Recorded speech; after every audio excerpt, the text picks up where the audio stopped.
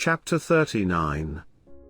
And Joseph was brought down to Egypt, and Potiphar, an officer of Pharaoh, captain of the guard, an Egyptian, bought him of the hands of the Ishmaelites, which had brought him down thither.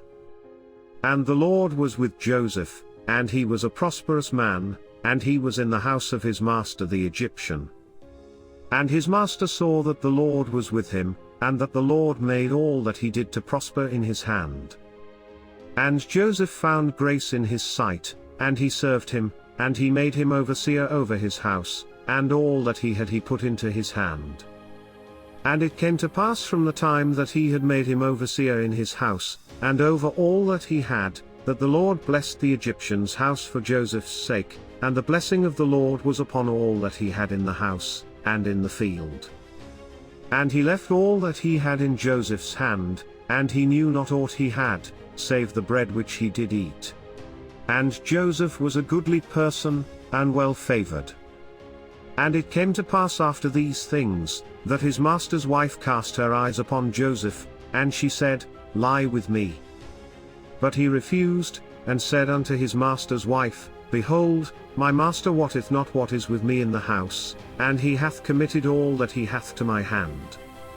There is none greater in this house than I, neither hath he kept back anything from me but thee, because thou art his wife. How then can I do this great wickedness, and sin against God?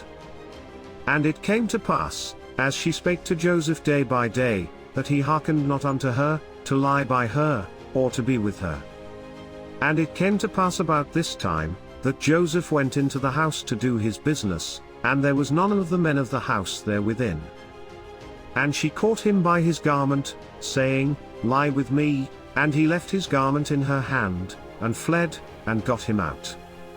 And it came to pass, when she saw that he had left his garment in her hand, and was fled forth, that she called unto the men of her house, and spake unto them, saying, See, he hath brought in an Hebrew unto us to mock us, he came in unto me to lie with me, and I cried with a loud voice. And it came to pass, when he heard that I lifted up my voice and cried, that he left his garment with me, and fled, and got him out.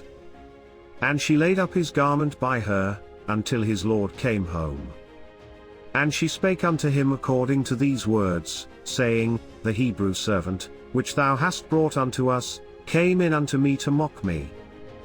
And it came to pass, as I lifted up my voice and cried, that he left his garment with me, and fled out. And it came to pass, when his master heard the words of his wife, which she spake unto him, saying, After this manner did thy servant to me, that his wrath was kindled. And Joseph's master took him, and put him into the prison, a place where the king's prisoners were bound, and he was there in the prison. But the Lord was with Joseph, and showed him mercy, and gave him favor in the sight of the keeper of the prison.